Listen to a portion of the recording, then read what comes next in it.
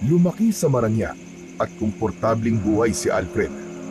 Ang tatay niyang si Emilio ay nagmula sa mahirap na pamilya.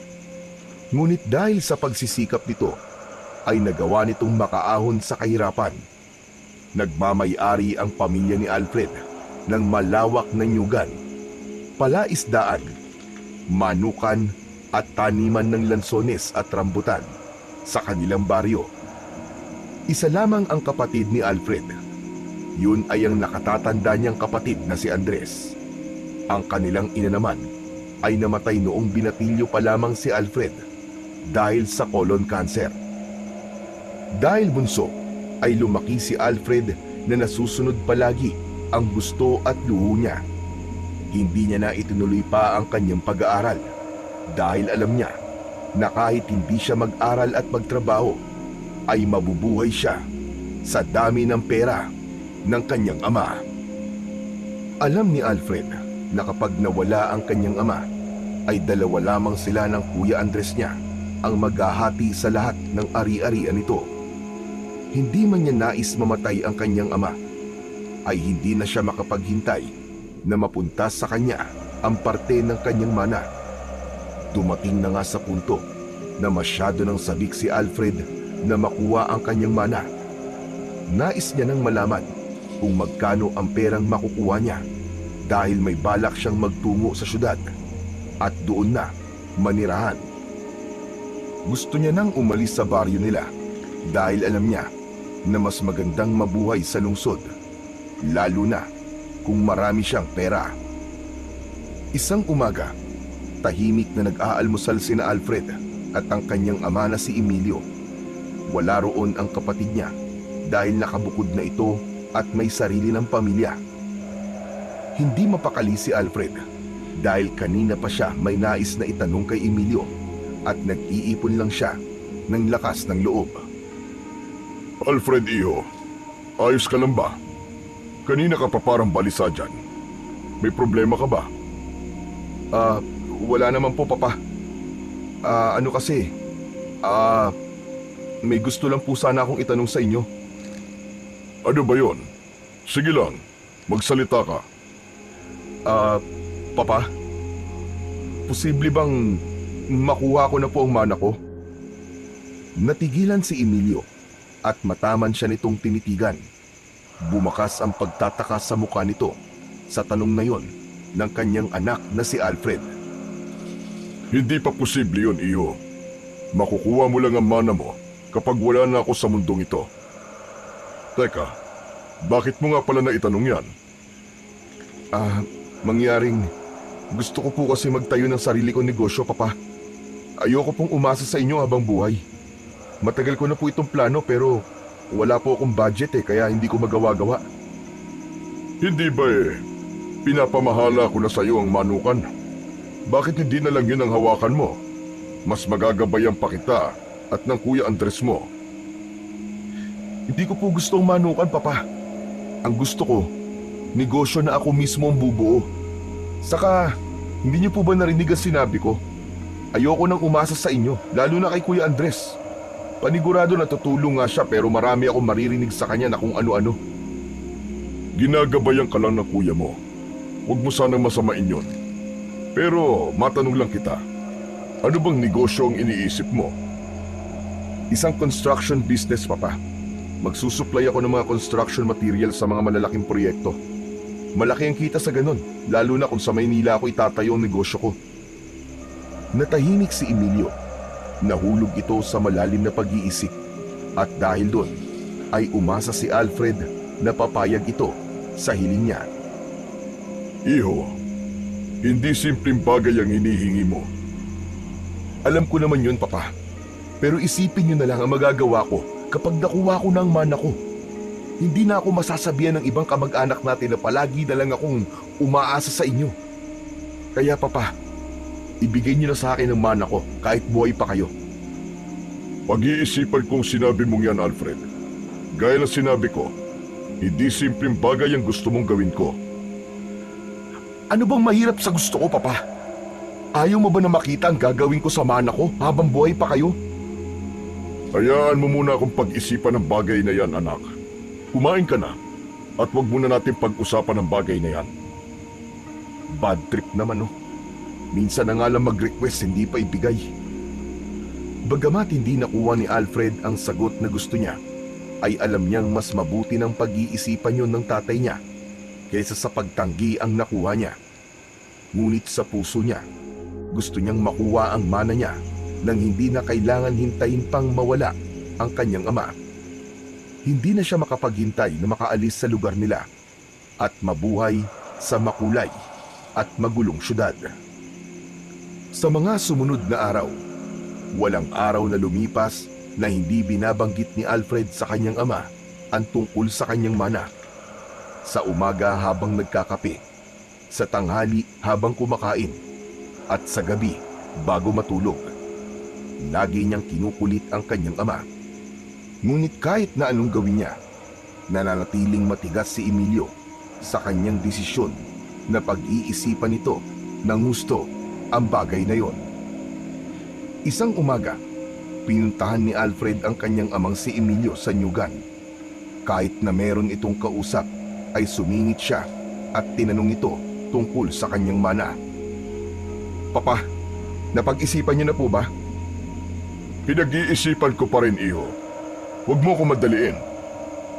1 linggo ka na nag-iisip pero wala ka pa rin desisyon, Papa. Ano ba mawawala sa'yo kung ibibigay niyo na? Ako naman na magmamana niyan balang araw eh. Paagahin niyo lang ang pagbibigay sa akin. Iho, hindi mo pa naiintindihan ang bigat ng responsibilidad na dala ng mana na yon. Kailangan ko makasiguro na gagamitin mo yun sa tama. Di lumabas din ang totoo. Wala kang tiwala sa akin. Yun na lang ang inihiling ko eh. Hindi niyo pa maibigay. Hindi sa wala kong tiwala sa iyo, iho. Ayoko lang na magkamali ng desisyon dahil may mga maling desisyon na mahirap nang itama. Bakit ba ang tigas niyo, Papa? Para bang ayaw niyo makita akong umasenso ah? Hindi ko man lang maramdaman na sinusuportahan niyo ako. Akala niyo ba wala akong kakayahang tumayo sa sarili kong mga paa? Hindi sa ganoon, Alfred. Ano? Dahil ba gusto niyo akong kontrolin? Gusto niyo bang manatili ako nakakapit sa inyo habang buhay? Ganun ba? Hindi sumagot si Emilio. Tinitigan lang nito si Alfred. Nakita niya sa mga mata ng kanyang ama ang pangunawa imbis na magalit ito sa mga sinabi niya. Ang damot niyo, Papa! Ang damot niyo! Akala ko ba mahal niyo ako? Pero bakit ayaw niyo suportahan ng pangarap ko? Hindi ko kailangan sagutin ang tanong mong yan, iho. Alam mong hindi mo dapat kini-question ang pagmamahal ko sa'yo. Pakiramdam ni Alfred ay mauubusan na siya ng pasensya sa kanyang ama. Paulit-ulit na lang kasi ang pagsasabi nito na pinag-iisipan pa nito ang desisyon niya. Parang sirang plaka ang kanilang usapan at sa bawat pagtanggi ng kanyang ama, lalong tumitindi ang inis ni Alfred. Ilang araw na lang at sasapit na ang ika-27 kaarawan ni Alfred. Sa loob ng ilang araw, hindi na niya muling binanggit ang tungkol sa kanyang mana. Pero sa pagkakataong yun, ay may bago na naman siyang hiling kay Emilio. Nasa hapagkainan silang mag-ama habang pinagsasaluhan ang masarap na hapunan. Habang abala si Emilio sa pagkain, ay bumuntong hininga si Alfred at tumikhim upang kunin ang atensyon ni Emilio.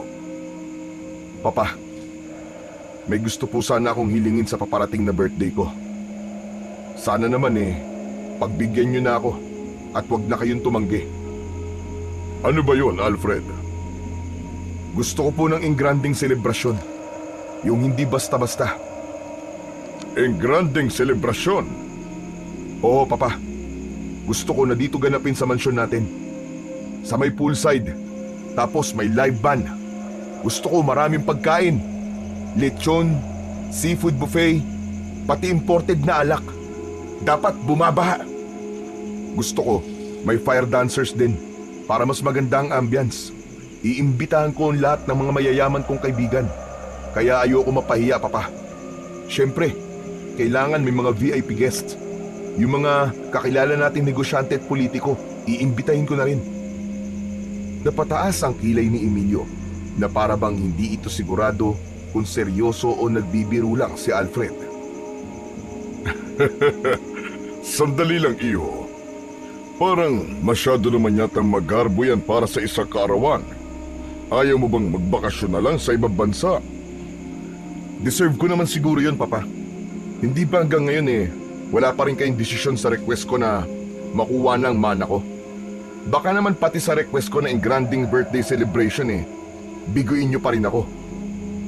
Tahimik lang si Emilio na nakatingin kay Alfred. Alam ni Alfred na pinag-iisipan nito ang kanyang sinabi. Kung hindi niyo man ako matulungan sa pangarap kong negosyo, at least hayaan niyo ako mag-celebrate ng birthday ko sa paraang gusto ko. Isang beses lang naman ito sa isang taon, Papa. Pag-iisipan ko, pero umasa ka na magse-celebrate tayo ng birthday mo dito mismo sa mansyon. Pero hindi ko may papangako na maibibigay ko ang gusto mo sa araw na yon. Hanggang sa sumapit na ang gabi ng kaarawan ni Alfred, lahat ng request niya ay ibinigay ni Emilio, kaya masayang-masaya siya. Tulad ng kanyang hiniling, ginanap yun sa mansyon nila sa may poolside. Merong live band at samot-saring pagkain, merong lechon at seafood buffet.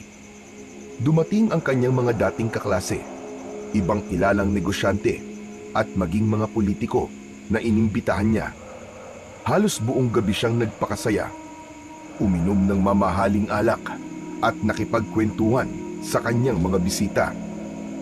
Ngunit sa kabila ng lahat ng kasiyahan, isang bagay ang inaasahan niyang matatanggap mula sa kanyang ama, isang mamahaling regalo. Habang papalapit na ang pagtatapos ng party, napansin ni Alfred na halos lahat ng bisita niya ay nakapagbigay na ng kanilang mga regalo. Ang iba ay nagbigay ng designer watches, mamahaling accessories at maging cash gifts. Ngunit ang kanyang ama, ni isang regalo ay wala siyang natanggap. Kaya naman mas lalong tumindi ang tampo ni Alfred sa kanyang amang si Emilio. Nang mag-alisan na ang huling grupo ng mga kaibigan ni Alfred, ay lumapit si Emilio sa kanya. Nakapamulsa ito at may seryosong ekspresyon sa muka. Ano, iho? Masaya ka ba sa naging birthday celebration mo? Oo naman, Papa. Pero wala ka pa palang regalo sa akin. Kanina ko pa hinihintay. May regalo ko sa iyo, anak. At ibibigay ko na sa iyo ngayon. Isang bagay na gustong-gusto mo. Agad na nagliwanag ang muka ni Alfred. Talaga, Papa? Ano pong regalo niyo sa akin? Sandali. Huwag mong sabihin yung gusto kong kotse ang regalo mo. Yung Lamborghini. Napailing si Emilio at hindi nito napigilang matawa ng bahagya. Hindi, anak. Hindi kotse ang regalo ko sa iyo. Ha? Yun lang naman po ang gusto ko ngayon Iho, pumapayag na akong ibigay sa iyo ng maaga ang mana mo. Napag-isipan ko na yon at nakapag-desisyon na ako na pagbigyan ka sa gusto mo, Alfred. Natigilan si Alfred. Saglit niyang inisip kung tama ba ang narinig niya mula sa kanyang ama. Sandali. Totoo ba yan, Papa? Oo, iho. Pero sana ay gamitin mo yon sa maayos. Huwag mong sayangin, anak. Pinaghirapan ko ang mana mo na yon para sa iyo at sa kapatid mo.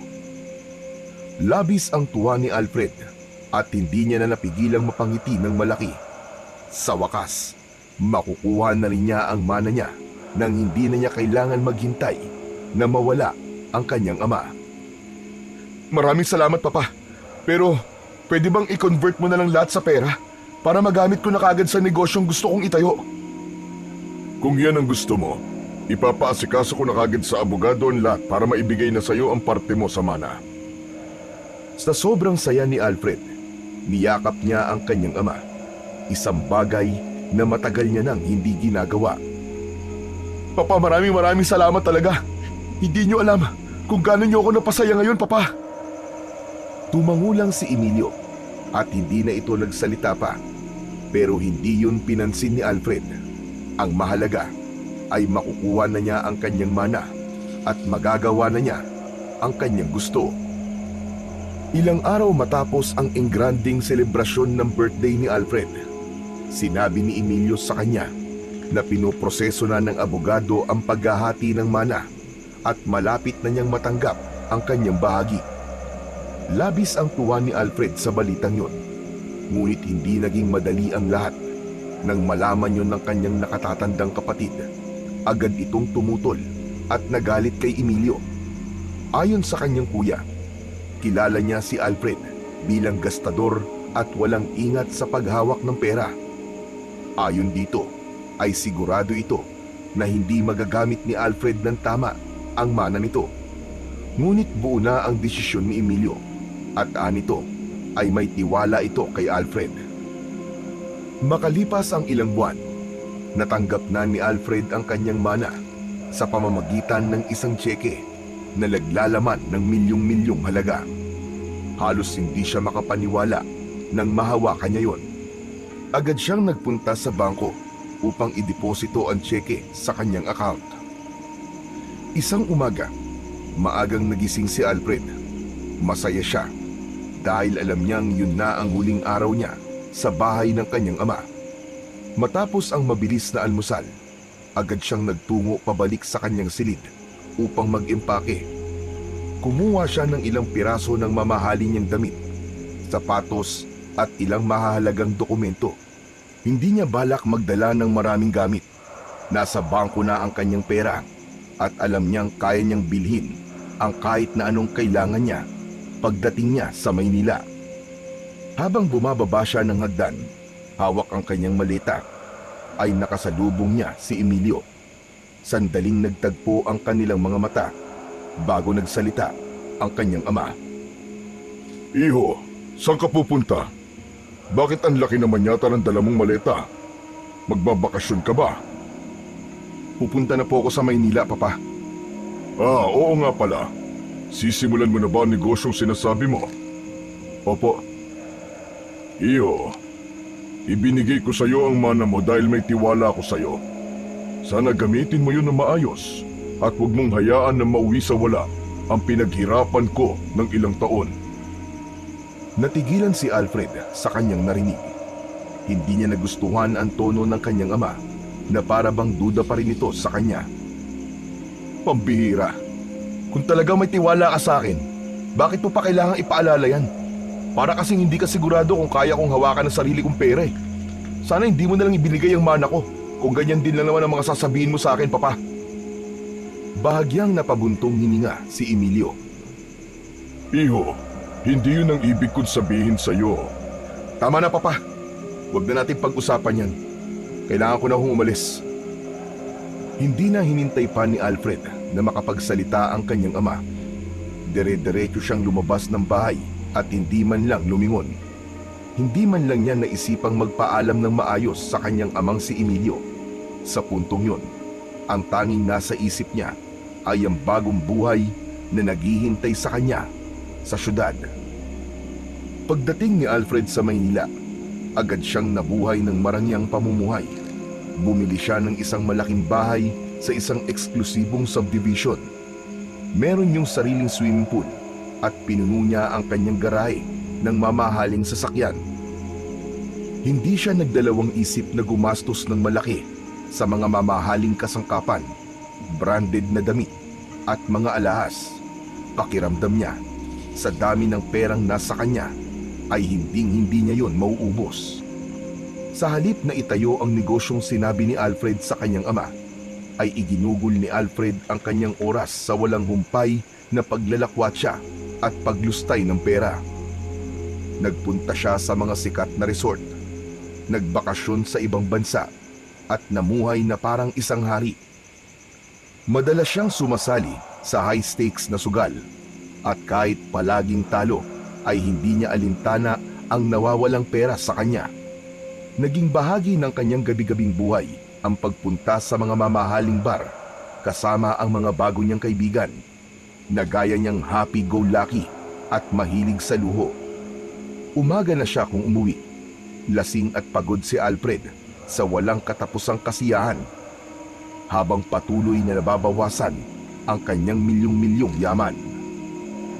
Makalipas ang mahigit 1 taon na walang habas na paggasta, doon lang napagtanto ni Alfred na wala na siyang natirang pera. Nang tingnan niya ang kanyang bank account, halos hindi siya makapaniwala na 1 taon lang ang lumipas, pero ubos na ang milyon-milyon niyang yaman na ipinamana sa kanya ng kanyang ama. Wala siyang ibang nagawa kundi ibenta ang kanyang bahay sa napakababang halaga, pati na rin ang kanyang mga mamahaling sasakyan. Ngunit sa halip na gamitin ang perang kanyang napagbentahan upang bumangon muli, ay nilustay niya rin yun sa sugal, bisyo at mga walang kwentang bagay, hanggang sa tuluyan na siyang nawalan ng kahit na isang kusing. Nang tuluyang maubusan ng pera si Alfred, ay lumapit siya sa mga kaibigan niya na kasama niyang nagwaldas ng kanyang pera. Ngunit isa-isang tumanggi ang mga yon na parang hindi siya kilala. Naisip niyang bumalik sa kanyang ama, ngunit hindi niya yun nagawa kagad dahil sa matinding hiya. Alam niyang binigo niya ito at sinayang ang tiwalang ibinigay nito sa kanya. Kaya't sa huli, nang mawalan na siya ng matutuluyan, ay nagising na lang siya isang araw na natutulog na sa bangketa. Doon na niya napagtanto na wala na siyang ibang pagpipilian kundi ang umuwi. Labis siyang nagsisi sa kanyang naging desisyon, at ang tanging hiling niya na sa kanyang pagbabalik ay matatanggap pa rin siya at mapapatawad ng kanyang ama. Dahil sa kawalan ng pera, ay gumawa si Alfred ng paraan upang makauwi sa kanilang bahay. Nakisuyo siya sa isang driver ng truck na papunta sa parehong direksyon kung saan naroon ang kanilang bayan, na baka pwedeng makisabay siya. At sa awa ng driver, ay pumayag itong makisakay sa likod ng truck kasama ang mga panindang gulay. Kahit hindi komportable, mas pinili ni Alfred na tiisin yun kaysa maglakad ng malayo. Ngunit sa kalagitnaan ng biyahe, bigla na lang tumigil ang truck sa isang liblib na daan. Nasiraan yun, at ayon sa driver, ay hindi yun kagad maayos. Walang nagawa si Alfred kundi bumaba at maglakad kahit gabi na. Sana naman may dumaan na sasakyan at pumayag na makisakay ako. Malas talaga. Bakit kasi nasiraan pa yung truck na yun eh? Habang naglalakad sa kalsadang napapaligiran ng kakahuyan, ay nakaramdam ng antok si Alfred. Dahil wala siyang makitang kabahayan, ay nagdesisyon siyang matulog sa ilalim ng isang malaking puno. Sa pag-aakalang ligtas siya, ipinikit niya ang kanyang mga mata at hinayaan ang pagod na dalhin siya sa mahimbing na pagtulog. Ngunit ilang saglit lang ang lumipas, ay nagising si Alfred sa tunog ng mga yabag sa paligid. Nang idilat niya ang kanyang mga mata, napanganga siya sa takot dahil nakapaligid sa kanya ang ilang nilalang na may mahahabang kuko, matutulis na pangil at mapupulang mga mata. Mga aswang ang mga yun. Mabilis siyang bumangon at tinangkang tumakbo, pero masyadong marami ang mga aswang. Sinubukan niyang lumaban, ngunit isang matandang lalaking aswang ang lumapit sa kanya at hinipan siya ng pulbos sa kanyang muka. Nalanghap niya ang pulbos at sa isang iglap lang ay biglang lumabo ang kanyang paningin. At bago pa niya maunawaan ang nangyayari, ay bumagsak na ang kanyang katawan sa lupa. Ang huling bagay na naaalala niya bago siya tuluyang mawalan ng malay ay ang malademonyong halakhak ng matandang aswang na unti-unting lumapit sa kanya. Umaga na nang muling nagkamalay si Alfred, at ang unang naramdaman niya ay ang matinding kirot sa kanyang ulo. Napapikit siya saglit at hinayaan niyang mawala ang pananakit ng kanyang ulo, at saka siya tuluyang dumilat. Tumingin siya sa paligid at doon niya napagtanto na nasa loob siya ng isang kulungan na yari sa makapal at matitibay na kawayan.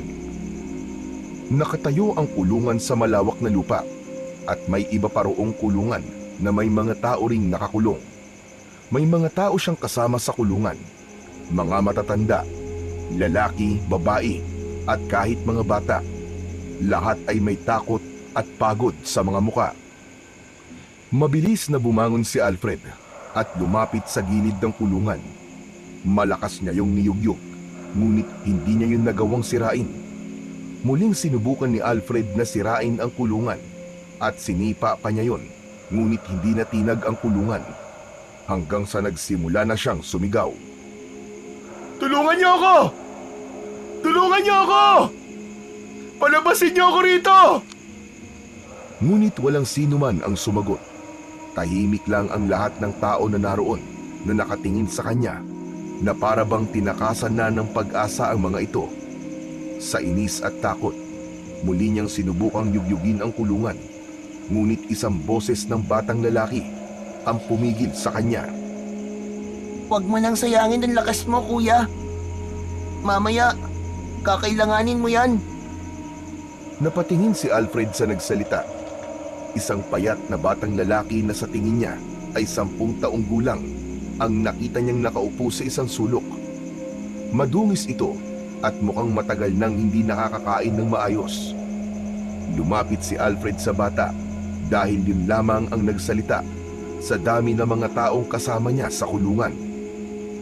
"Anong lugar ba to, Toy? Nasaan ako?" Nasa lugar ka kung saan mga aswangan ang mumuno at tayo mga tao ang mga alipin nila.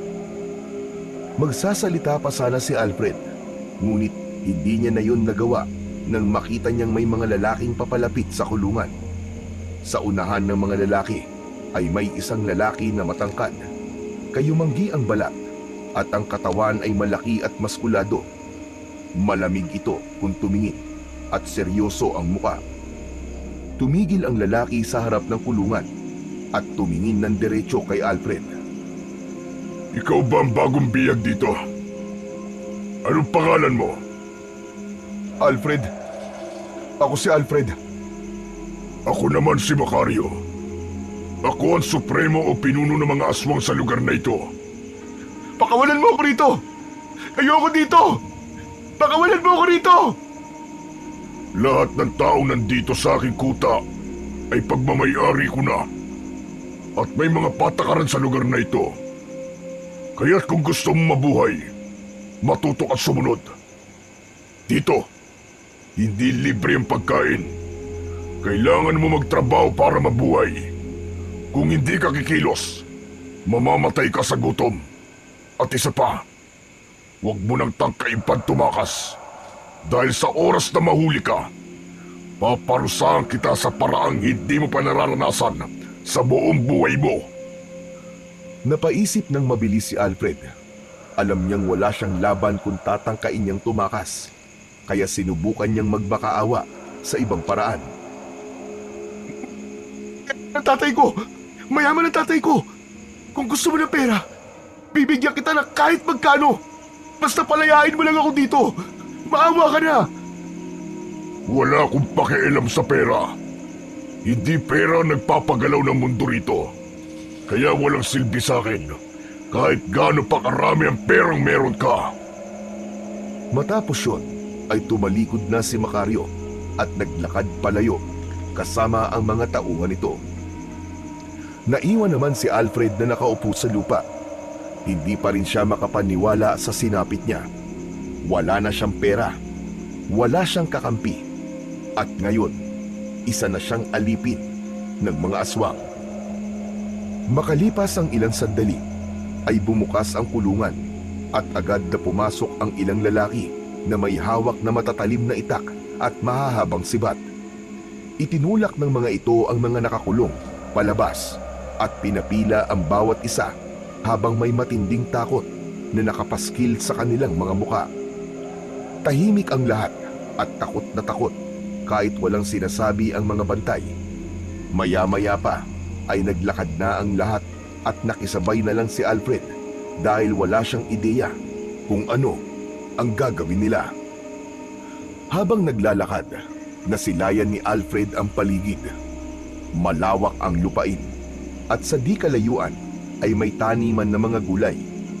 Doon din nila ang ilan sa mga bihag kabilang na si Alfred. Hindi nagtagal ay nagsimula ng kumilos ang mga tao. May ilan na nagsimulang magbungkal at magtanim ng gulay, habang ang iba naman ay inaayos ang ilang sira sa mga kubo na naroon. Meron ding nagbubuhat ng malalaking kahoy para yung isang maliit na pamayanan. Ngunit ramdam ni Alfred na yun ay isang piitang walang kalayaan.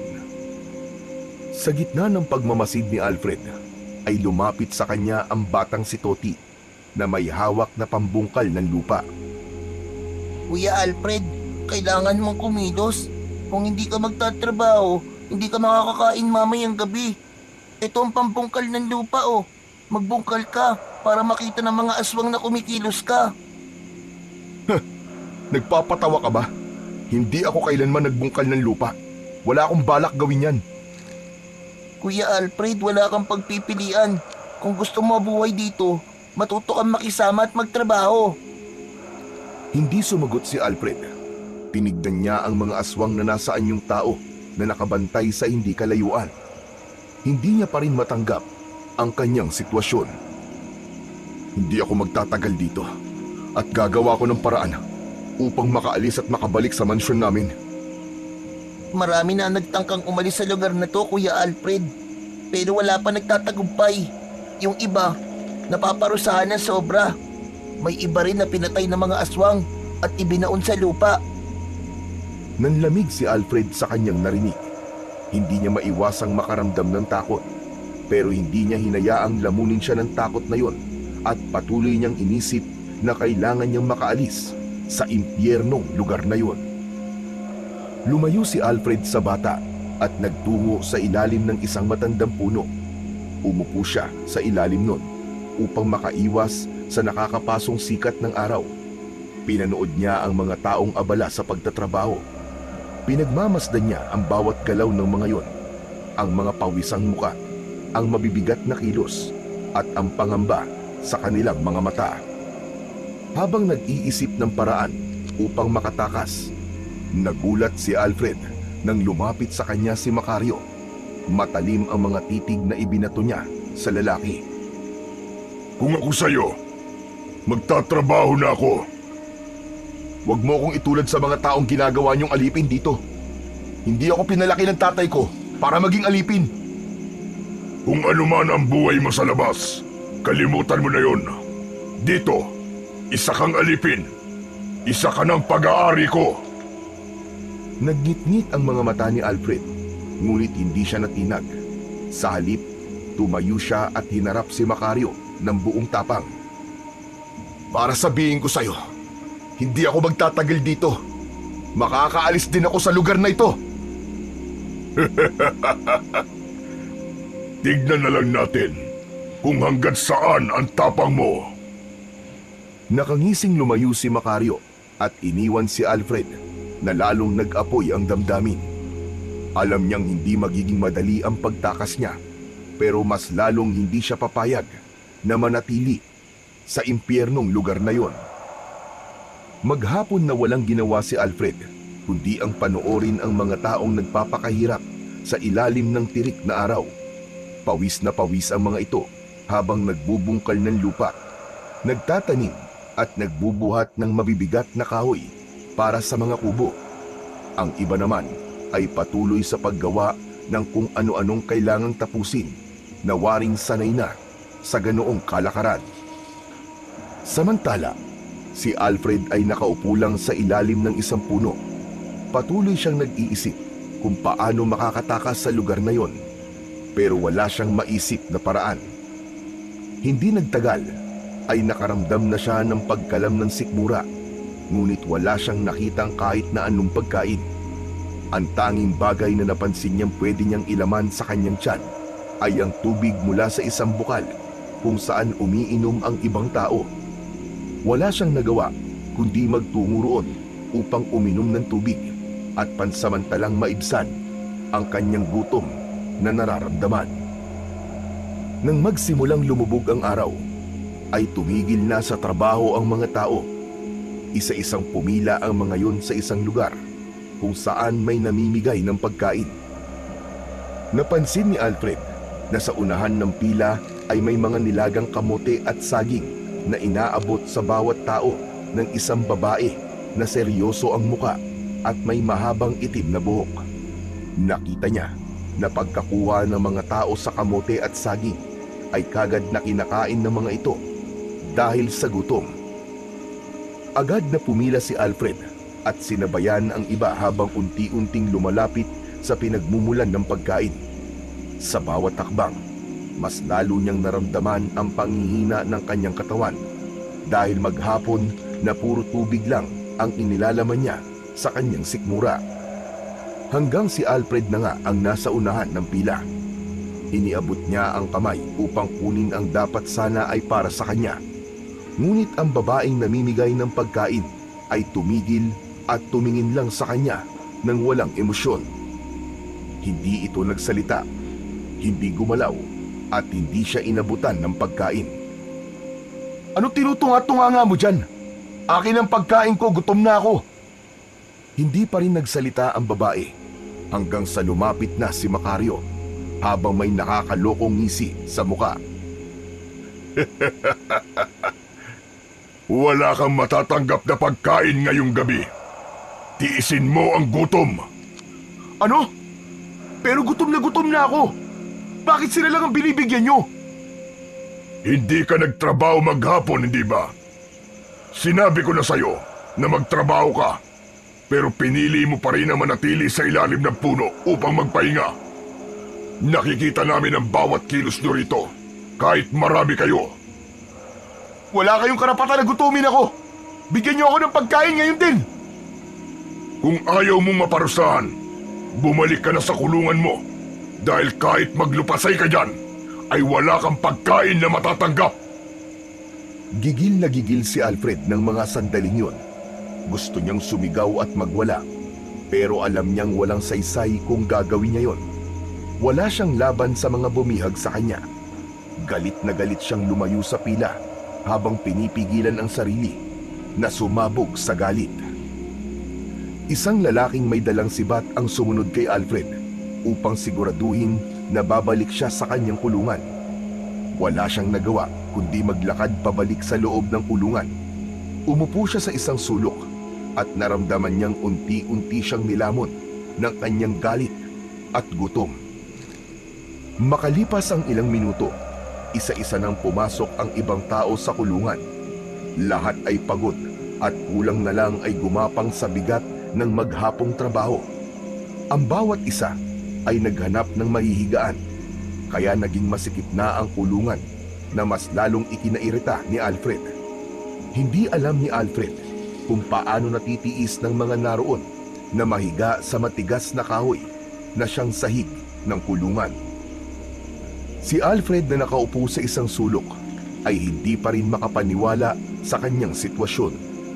Masama ang loob niya dahil sa galit, gutom at panghihina. Hindi pa rin niya matanggap na hindi siya nabigyan ng pagkain. Maya-maya pa, lumapit sa kanya ang batang si Toti na palagi siyang kinakausap. Sinabi ko naman kasi sa iyo magtrabaho ka. Ako nga pala si Toti. Wala akong pakialam kung anong pangalan mo. Lumayo ka nga sa akin. At baka sa'yo ko pa maibunto ng galit ko. Napabuntong hininga si Toti at parang hindi ito nagulat sa sagot ni Alfred. Dapat kasi, nakinig ka na lang sa akin kanina, kuya. Sabi ko na sa iyo magtrabaho ka. Sa lugar na to, kapag hindi ka nakita ng mga aswang na nagtatrabaho maghapon, wala kang pagkain sa gabi. Napalunok si Alfred. Alam niya yon, pero hindi niya inakalang totoo talaga. Naiintindihan ko naman, Kuya Alfred.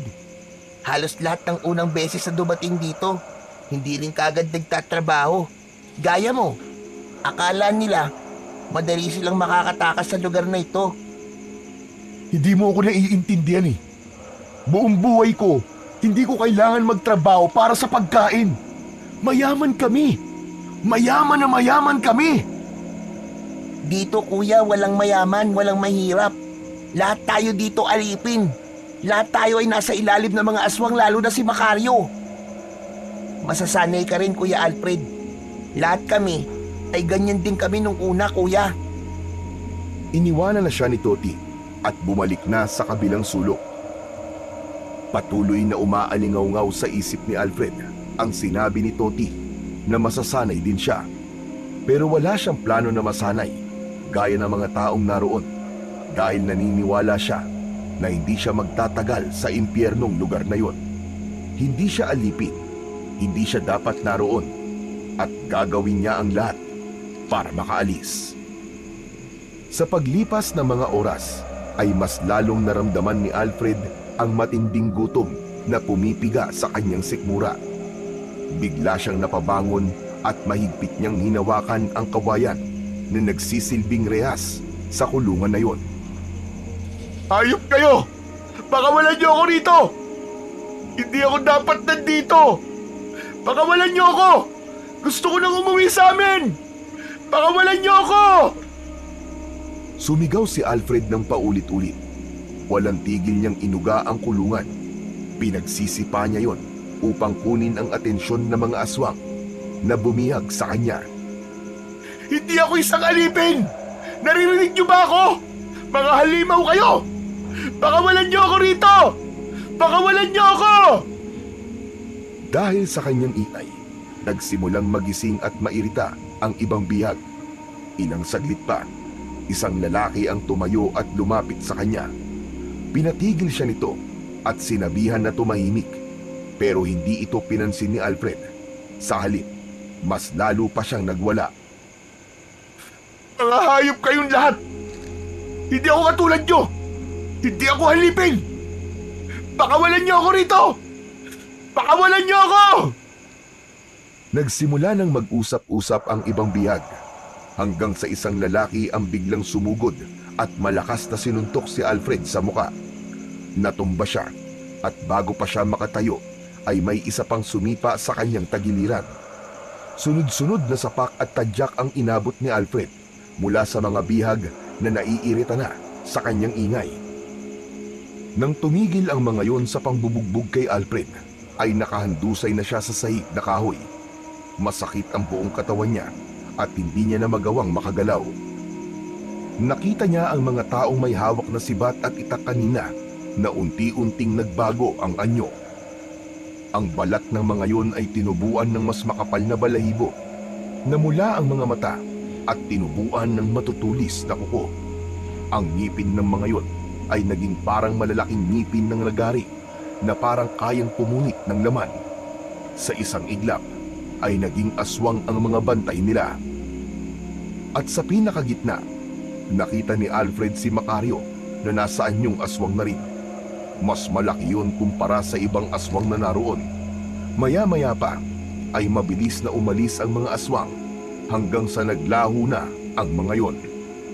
Nagulat si Alfred nang bigla niyang narinig ang boses ni Toti sa tabi niya. Sasalakay na naman sila sa bayan para maghanap ng pagkain o panibagong dagdag na bihag. Nanlamig ang katawan ni Alfred. Doon na tuluyang pumasok sa kanyang utak ang sitwasyon niya. Wala siya sa isang ordinaryong piitan.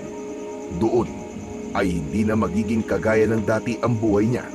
At napagtanto niya na kung nais niyang mabuhay ay kailangan niyang sumunod kina Macario at sa iba pang mga aswang. Kinabukasan ng umaga, nang magising si Alfred, ay ramdam pa rin niya ang sakit ng katawan niya mula sa bugbog na inabot kagabi. Masakit ang bawat galaw niya at parang pinipiga ang kanyang sikmura dahil sa gutom.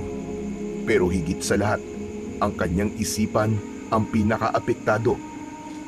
Sa pagkakataon na yon, ay sumiksik na sa utak niya ang katotohanan na ang mga bumihag sa kanya ay mga aswang at hindi ordinaryong mga tao, at ginagamit silang mga alipin upang maramdaman ng mga ito na sa lugar na yon ay ang mga aswang ang mas nakakataas kaysa sa tao. Nanginginig na tumayo si Alfred at nakita niya ang ibang mga bihag na tahimik na lumalabas ng kulungan para magsimulang magtrabaho. Ang iba naman ay halatang pagod at lupaypay pero walang umangal. Alam ni Alfred na wala siyang ibang pagpipilian kundi ang kumilos na rin gaya ng mga bihag. Kung hindi siya magtatrabaho, wala naman siyang makakain. Hindi niya na kaya pang magutom ulit ng isa pang araw. Pinilit niyang lumabas ng kulungan kasabay ng ibang mga biyag. Sa unang pagkakataon, lumakad siyang walang pagmamataas, kayabangan at walang reklamo. Pagdating ni Alfred sa malawak na lupain, ay hinawakan niya ang isang lumang asarol habang tumutusok sa balat niya ang matinding sikat ng araw. Sinimulan niyang bungkalin ang matigas at tuyo na lupa. Nagpatuloy si Alfred hanggang sa natumba siya dahil sa sobrang gutom at pananakit ng katawan. Halos magdilim na ang paningin niya. May lumapit sa kanya na isa sa mga tauhan ni Macario at agad nitong itinutok ang dulo ng hawak nitong sibat sa kanya. Galit nitong sinabi na tumayo siya at bawal siyang magpahinga. Hindi ako nagpapahinga. Nangihina ang katawan ko sa gutom. Ngunit hindi man lang nagpakita ng awa ang lalaki kay Alfred. Mas lalo nitong idiniin sa katawan niya ang dulo ng sibat na para bang sinasabi nito na kapag hindi pa siya kumilos ay masasaktan talaga siya. Napakagat ng labi si Alfred. Napatingin siya sa paligid at ang ibang bihag ay tahimik na nagtatrabaho at walang sino mang lumilingon sa kanya. Napagtanto niya na walang tutulong sa kanya sa pagkakataon na yon. Kaya wala siyang nagawa kundi ang bumangon. Marahan niyang iniangat ang sarili mula sa lupa. Napilitan siyang bumalik sa pagbubungkal. Kahit pa ang bawat kilos niya ay tila pagsaksak ng kutsilyo sa kanyang mga kalamnan. Sa unang pagkakataon sa kanyang buhay, napagtanto ni Alfred na maaaring yun na ang bago niyang mundo. At kung gusto niyang mabuhay, ay kailangan niyang sumunod sa mga aswang at magtrabaho. Nang palubog na ang araw, ay huminto na sa pagtatrabaho ang mga bihag. Isa-isang nagtungo ang mga ito sa mahabang pila kung saan ibinibigay ang pagkain para sa kanila. Ang ilan ay pagod na pagod. Ang iba naman ay tila sanay na sa ganoong sistema. Si Alfred ay dahan-dahang lumakad papunta sa dulo ng pila. Masakit pa rin ang buong katawan niya at nanghihina na siya nang dahil sa sobrang gutom. Pinagmasdan niya ang unti-unting paggalaw ng pila habang ang kanyang sikmura ay kumakalam. Hindi na siya makapaghintay na makakuha siya ng ilang piraso ng nilagang kamote at saging. Maya-maya pa ay narinig niya ang boses ni Toti sa likuran niya. Kuya Alfred, kumusta ka na? Talagang tinatanong mo pa kung kumusta na ako. Matapos akong bugbugin habang gutom at pagkatapos ay pinilit pang magtrabaho maghapon. Malamang hindi ako okay. Naiintindihan ko naman kung bakit ka binugbog ng mga tao. Oras yun ng pahinga nila eh. Tapos ang ingay mo pa. Yun na nga lang kasi ang oras na makapagpapahinga ang lahat, kuya. Sandaling natigilan si Alfred at hindi na siya nakasagot kay Toti. Alam niyang may punto si Toti. Hindi nagtagal, si Alfred na ang nasa unahan ng pila. Mabilis niyang kinuha at inabot ang nilagang kamote at saging na saba. Pagkaalis niya sa pila, ay walang pag-aalinlangan na kinain niya ang mga yon. Lunok lang siya ng lunok at halos hindi niya na nagawang ngumuya dahil sa labis na gutom. Pero nang matitigan ni Alfred ang hawak niyang pagkain, ay dun siya natigilan. Gutom na gutom niyang kinain ang simpleng pagkain na parang hayop na matagal nang hindi pinapakain. Bigla niyang naalala ang marangyang hapunan na normal na sa kanilang mansyon. Tapos ng sandaling yun, ay nilagang kamote at saging na sabalang ang kinakain niya na kailangan pa niyang paghirapan ng buong maghapon. Napakagat ng labi si Alfred at pilit niyang pinigilan ang pangingilid ng luha sa kanyang mga mata. Pero huli na dahil unti-unting bumagsak ang mga luha sa kanyang pisngi. Kasalanan ko. Kasalanan ko to kung bakit ako nagkaganito. Ako may kasalanan.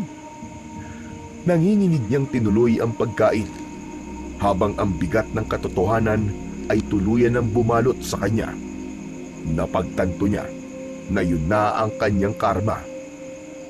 Kung ginamit niya lang sana sa tama ang perang namana niya, ay baka wala siya sa lugar na yon. Habang ninunguya ni Alfred ang huling piraso ng saging, ay sinabi niya sa kanyang sarili na kailangan niya ng sumunod sa mga aswang upang palagi siyang may mailalaman sa kanyang nagugutom at kumakalam na sikmura. Sa paglipas ng mga araw, unti-unting naunawaan ni Alfred na wala siyang ibang pagpipilian kundi ang sumunod sa mga utos ng mga aswang upang mabuhay. Kahit labag sa loob niya, kailangan niyang tanggapin ang realidad ng kanyang sitwasyon, na sa lugar na yon, wala siyang halaga maliban kung magtatrabaho siya.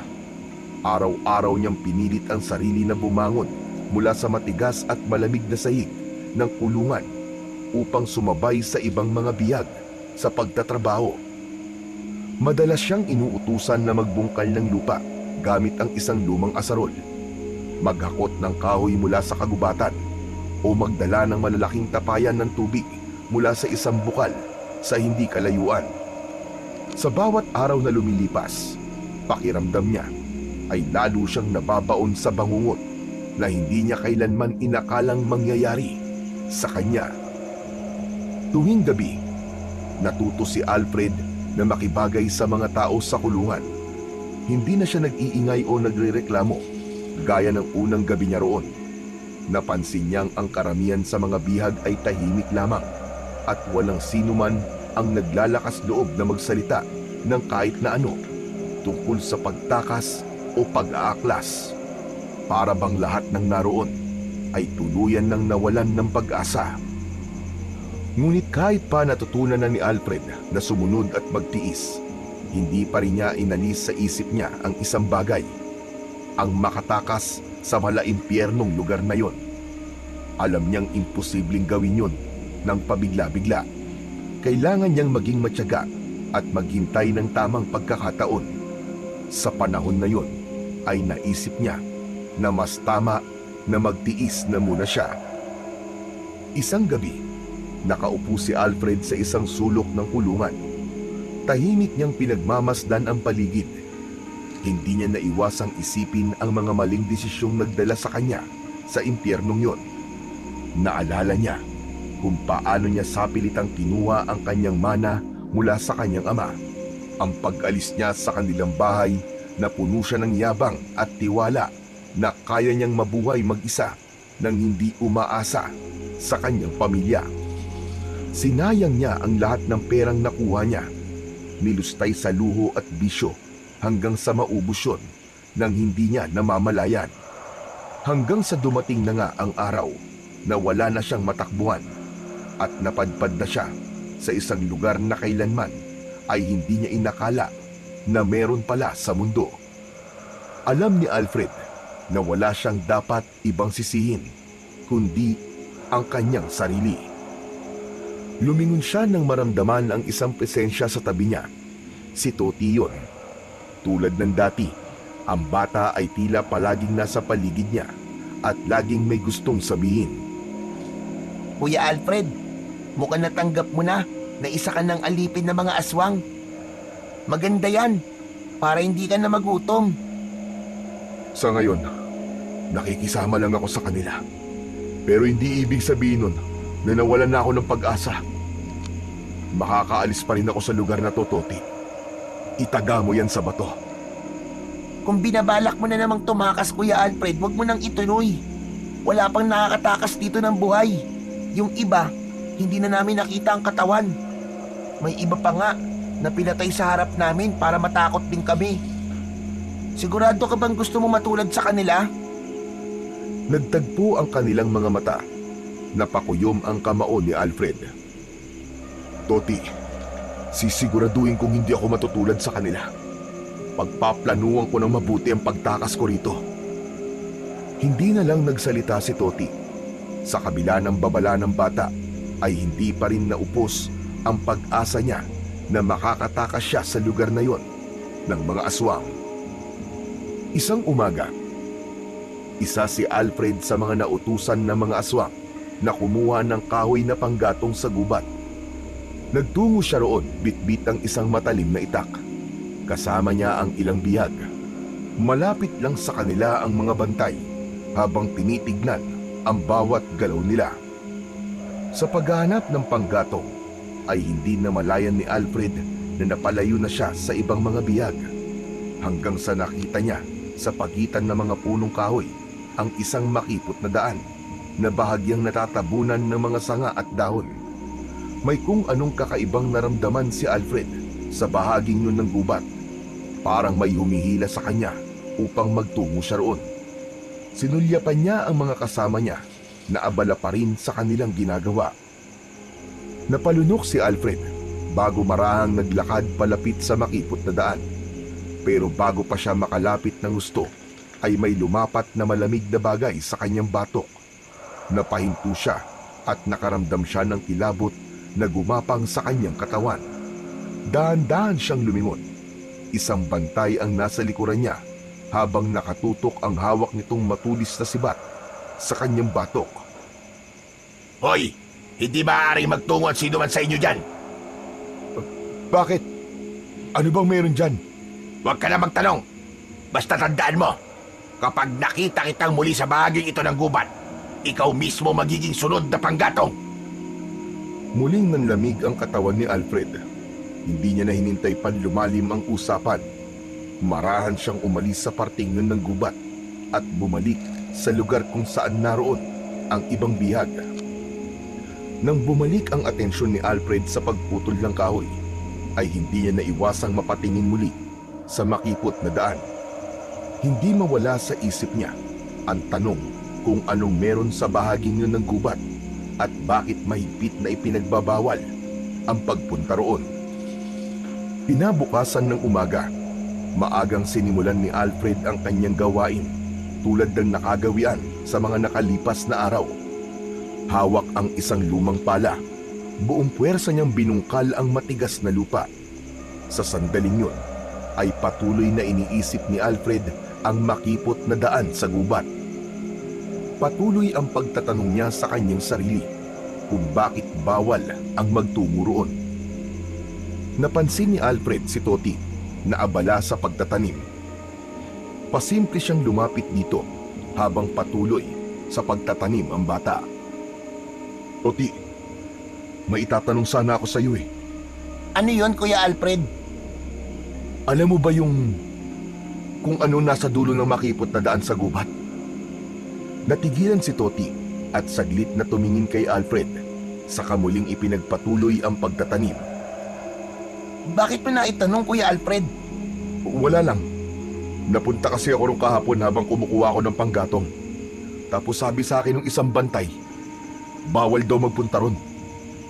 Sa pagkakaalam ko, papunta raw yun sa lugar ng mga engkantada. Noon, may isang alipin na nagtangkang pumunta ron. Bumalik siya pero wala na siya sa sarili niya. Wala na siya sa katinuan. Simula nun, wala nang sumubok pag lumapit sa bahaging yun ng gubat. Kaya kung ako sa'yo, kung ayaw mo mabaliw, ay huwag ka nang pumunta ron. Baka pagdaroan ka pa ng mga engkantada. Napalunok si Alfred. Lumayo na siya kay Toti bago pa mapansin ng mga bantay na nag-uusap sila. Nang bumalik si Alfred sa pagbubungkal ng lupa, ay hindi pa rin nawala sa isip niya ang tungkol sa lugar na yon. Naisip niya na kung talagang delikado sa lugar na yon, ay bakit hindi na lang bantayan ng mga aswang? Wala kasi siyang nakitang aswang na nagbabantay doon. Naisip niya na hindi lang ang mga tao ang hindi pwedeng magtungo roon, kundi maging ang mga aswang. Sa mga sumunod na araw, palihim na nagtungo si Alfred sa ipinagbabawal na bahagi ng gubat sa tuwing nagkakaroon siya ng pagkakataon. Sinigurado niyang hindi siya napansin ng mga bantay habang dahan-dahang nilalakbay ang makipot na daan. Sa bawat takbang ay tumitindi ang kaba sa kanyang dibdib, pero hindi niya yun pinansin dahil determinado siyang alamin ang sikreto ng lugar na yon. Ngunit sa dulo ng daan, isang malalim na bangin lamang ang bumungad sa kanya. Walang tulay, walang daan sa kabila. Habang lumilipas ang mga araw, patuloy niyang pinagmamasdan ang kilos ng mga aswang. Tuwing gabi ay palaging umaalis ang mga yon kasama si Macario upang magtungo sa iba't ibang bayan para umatake. Napagtanto ni Alfred ang isang bagay at yun ay hindi sila pinapatay ng mga aswang, hindi dahil sa awa, kundi dahil kailangan sila ng mga ito sa lugar na yon. Sila ang mga aliping nagpapanatili ng pamumuhay ng mga aswang at ang nagpapalakas ng kanilang komunidad. Isang umaga, habang abala si Alfred sa pagtatanim ng binhi ng gulay, ay naramdaman niyang may lumapit sa kanya. Isang anino ang tumakip sa liwanag ng araw, dahilan upang mapatingala siya. Doon ay nakita niya si Macario na nakatayo sa kanyang harapan. Magandang umaga, Macario. Ikinalulugod kong makita kang ganito, Alfred. Mukhang natanggap mo na ang buhay mo rito. Malayong malayo ka na kumpara sa unang araw mo rito. Wala naman akong ibang pagpipilian, hindi po ba? Naisip ko po na wala namang mabuting mangyayari sa akin kung manlalaban ako at hindi susunod sa mga utos nyo. Gusto ko ang sinabi mo. Tandaan mo, kung mananatili kang masunurin, mabubuhay ka rito na matagal. Mas madali ang buhay dito para sa mga taong marunong sumunod. Ipagpatuloy mo lang yan. Sige na. Ipagpatuloy mo ang iyong ginagawa. Hindi na sumagot si Alfred at yumuko na lang. Muli niyang itinuon ang pansin sa kanyang gawain. Hindi nagtagal ay tumalikod na si Macario at naglakad na palayo. Muling nag-angat ng mukha si Alfred at unti-unting tumalim ang mga mata niya habang pinagmamasdan ang papalayong figura ng supremo ng mga aswang. Pagsapit ng gabi, sa loob ng kulungan, isang kakaibang katahimikan ang bumalot sa mga bihag. Maya-maya pa ay nagulat si Alfred nang marinig niya ang pag-iyak ng ilan sa mga bihag.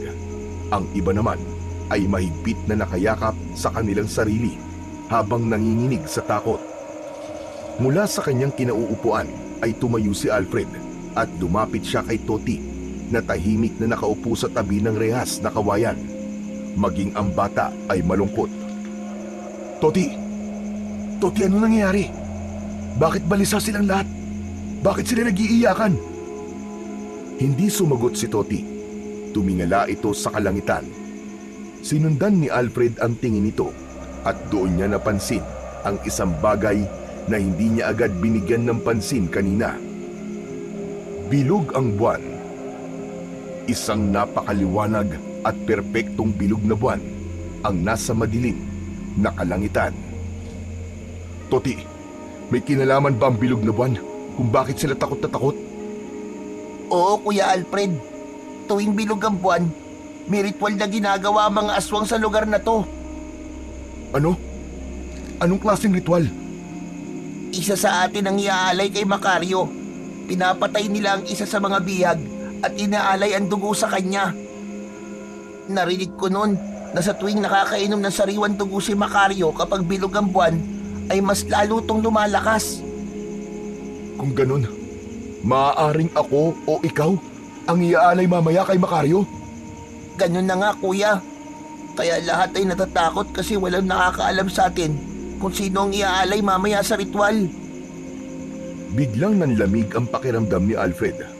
Parang may dumaloy na yelo sa kanyang mga ugat. Dahan-dahan niyang nilingon ang iba pang bihag. Doon niya napagtanto na hindi pa rin pala sila ligtas sa mga aswang. Dahil isang beses sa isang buwan ay isa ang kailangan mamatay sa kanila para sa ritual na sinabi ni Toti. Sa pagkakataon din na yon ay nalaman niya na marami pa siyang hindi alam sa lugar na yon at sa mga bangungot na maaaring mangyari sa kanya mamaya o sa mga susunod na araw. Lumipas ang ilang oras, ngunit lahat ng tao na nakakulong ay gising pa rin. Maging si Alfred ay hindi na rin mapakali, lalo na't may posibilidad na siya ang mapili na alay sa ritual ng mga aswang. Biglang naputol ang kanyang pag-iisip nang marinig niya ang isang malakas na sigawan mula sa isa pang kulungan. Agad siyang tumayo at lumapit sa mga rehas na kawayan upang silipin ang nangyayari. Napansin niyang halos lahat ng bihag ay natigilan rin upang panoorin ang nakakakilabot na tagpo. Isang lalaki ang pilit na hinihila palabas ng kulungan. Bakas sa mga mata nito ang takot habang nagpupumiglas sa paghatak ng dalawang aswang. Sumisigaw ito, nagmamakaawa, ngunit parang walang naririnig ang mga aswang. Dinala ng mga aswang ang lalaki sa gitna ng kuta, kung saan nakatayo ang isang mataas at matandang puno. Ang paligid nito ay tila sinadyang bakante para doon isagawa ang isang madugong ritual. Matapos madala ang lalaki sa ilalim ng puno, ay saka naman dumating si Macario na nasa anyong aswang. Suot nito ang isang pulang kapa na may nakasaklob na hood. Mabilis na itinali ng mga aswang ang lalaki sa paa, saka isinabit yun sa puno ng patiwarik. Tuluyan nang napasigaw sa takot ang biktima. Umiyak yun at nagmakaawa. Pinalibutan si Macario ng mga alagad nitong aswang. Inalis ni Macario ang nakasaklob na hood sa ulo nito at isa sa mga alaga nito ang nag-abot dito ng isang matalim na karit. Habang hawak ang karit, humakbang si Macario papalapit sa lalaki. Nanlalaki ang mga mata ni Alfred habang nakatingin sa nangyayari. Nagsimula na ang ritual, Kuya Alfred. Kung mahina ang sikmura mo, huwag mo nalang panoorin. Hindi sumagot si Alfred, na natili siyang tahimik. Ngunit dinig na dinig niya ang hikbi at sigaw ng ibang bihag. At sa isang iglap, gamit ang karit, ay marahas na ginilitan ni Macario ang leeg ng lalaking nakabitin ng patiwarik. Agad bumalong ang mainit at pulang dugo mula sa sugat nito sa leeg. Bumaha ang dugo pababa sa mukha ng biktima na nagpipititlag pa bago tuluyang malagutan ng hininga. Nanginig si Alfred sa galit habang pinapanood si Macario na tumapat sa dumadaloy na dugo.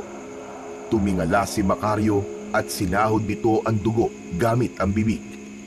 Nilasap nito ang sariwang dugo na parang isang halimaw na gutom na gutom. Nang matapos yun, itinapon ni Macario ang karit at malakas itong sumigaw na sinundan din ng sabay-sabay na pagsigaw ng mga alagad nito. Ngunit sa halip na takot, galit ang lumukob kay Alfred. Namuo sa loob niya ang isang matinding puot sa mga aswang na naroon. Nangako siya sa kanyang sarili na kung tatakas siya mula sa impyernong lugar na yon, ay hindi siya aalis ng mag-isa. Isasama niya ang lahat ng bihag na katulad niya. Ilang minuto nang tapos ang ritual, pero hindi pa rin makatulog si Alfred. Nakahiga siya sa malamig at matigas na sahig ng kulungan habang nakatingin sa bilog na buwan. Umaalingaw-ngaw pa rin sa kanyang isipan ang nakakatindig balahibong sigawan at iyakan mula sa ritual kanina. Paulit-ulit niyang naaalala ang pagtilamsik ng dugo at ang malagim na eksena kung saan nilasap ni Macario ang dugo ng isang inosenteng bihag.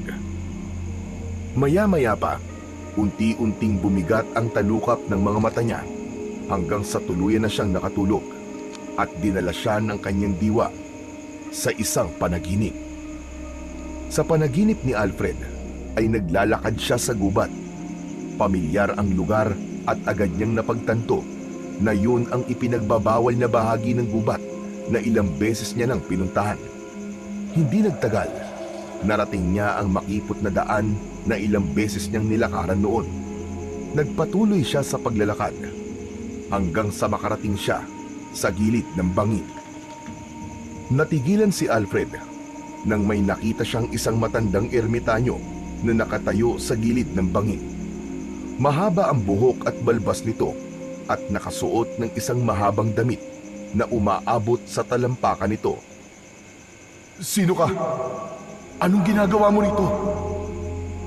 Bukas ng gabi, magpunta ka rito. Kailangan ng simula ng pag-aaklas. Naputol ang panaginip ni Alfred nang bigla siyang nagising. Agad siyang napabalikwas ng bangon. Ngunit sa halip na takot, isang matinding sigla ang pumuno sa kanyang puso. Agad niyang naisip na baka ang panaginip na yon ay isang pangitain upang tuluyan na silang makaalis sa lugar na yon ng mga aswang. Nang sumunod na araw, gaya ng nakasanayan, ay maghapong nagtrabaho si Alfred. Buong araw siyang naghakot ng kahoy, naglinis sa paligid ng kuta ng mga aswang at tumulong sa pagtatanim. Nang magsimula ng dumilim ang paligid at naging abala na ang ibang mga aswang sa pamimigay ng pagkain, sinamantala ni Alfred ang pagkakataon na yon. Pasimple siyang humakbang papalayo at tiniyak niya na walang makakapansin sa kanya. Dahan-dahan siyang lumusot sa pagitan ng mga kubol at tumakbo siya papunta sa gubat. Habang naglalakad si Alfred sa makapal na kakahuyan, bigla niyang naramdaman ang malamig na hangin sa kanyang batok. Napalingon siya at naramdaman niyang may sumusunod sa kanya. Agad siyang nagtago sa likod ng isang puno. Sa lupa, napansin niya ang isang sanga na may matulis na dulo. Dinampot niya yon at naghintay siya ng tamang pagkakataon upang umatake. Narinig ni Alfred ang papalapit na mga yapak. Isang anino ang gumalaw sa kanyang harapan. Sa isang mabilis na kilos, lumabas siya mula sa likod ng puno at itinutok ang matulis na sanga sa taong sumusunod sa kanya. Nanlaki ang mga mata niya nang makita si Toti. Kuya Alfred, huwag mo akong sasaktan! Ako to, si Toti! Toti, anong ginagawa mo rito? Nakita kasi kitang umalis kanina habang namimigay ng pagkain. Saan ka ba pupunta? Kapag may aswang na nakakita sa'yo, sigurado mapaparusahan ka. At kapag minalas-malas ka, baka patayin ka nila. Toti, kailangan ko magpunta sa ipinagbabawal na lugar dito sa gubat. May kutob ako naroon ng sagot kung paano tayo makakalaya rito. Kuya, alam mo ba kung gaano kadelikado ang gagawin mo? Bukod sa baka mahuli ka ng mga aswang, baka paglaruan ka pa ng mga engkantada. Wala na makakapigil sa akin, Toti. Ito na lang ang natitira nating pag-asa. Kaya bumalik ka na rin sa kuta, bilisan mo. Sige na, pabayaan mo na ako sa gusto kong gawin. Hindi ako babalik doon nang hindi ka kasama, kuya. Ang kulit naman. O sige. Alam ko naman na hindi kita mapipilit. Ganito na lang. Magbantay ka na lang dito. Kapag may nakita kang aswang, sumigaw ka kagad, ha? Umango si Toti at nagtago sa likod ng puno habang si Alfred naman ay nagpatuloy sa kanyang paglalakad. Tinaak niya ang makipot na daan hanggang sa makarating siya sa bangin. Doon ay nakita niya ang matandang ermitanyo na nakita niya sa kanyang panaginip. Nakatalikod yun sa kanya. Maya-maya pa ay marahang yung humarap sa kanya. Ikaw, hindi ako maaaring magkamali.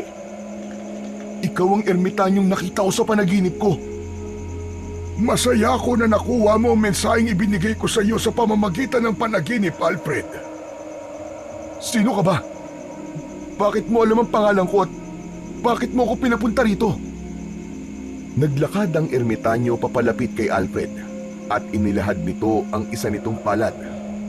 Doon ay may isang kakaibang kwintas na may kakaibang palawit. Ang palawit ay parang buto ng isang prutas o halaman, ngunit hindi matukoy kung ano ito. Itim ang kulay nun at maraming pahalang na guhit. Oblong ang hugis nun, ngunit matulis ang magkabila ang dulo. Inilahad ni Alfred ang kamay niya at inilagay naman ng ermitanyo doon ang kwintas. Ano ho ito, Tatang? Yan ang mutya ng salsagan kalog. Mas makapangyarihan yan dahil binasbasan yan ng mga engkantada na narito sa gubat. Nais kong ipagkatiwala yan sa'yo. Teka, bakit mo to binibigay sa akin? Anong kayang gawin ito?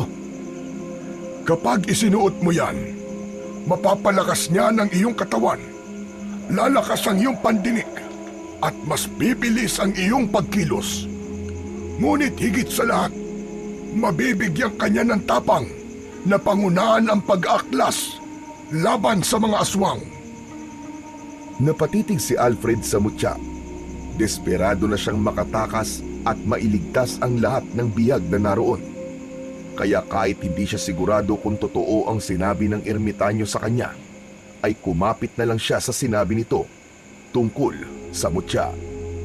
Walang pagdadalawang isip na isinuot niya yon sa kanyang leeg. Agad na naramdaman ni Alfred ang kakaibang enerhiya na dumaloy sa buong katawan niya. Para siyang binuhusan ng apoy sa loob. Biglang lumiwanag ang kanyang paningin at tumalas din ang kanyang pandinig.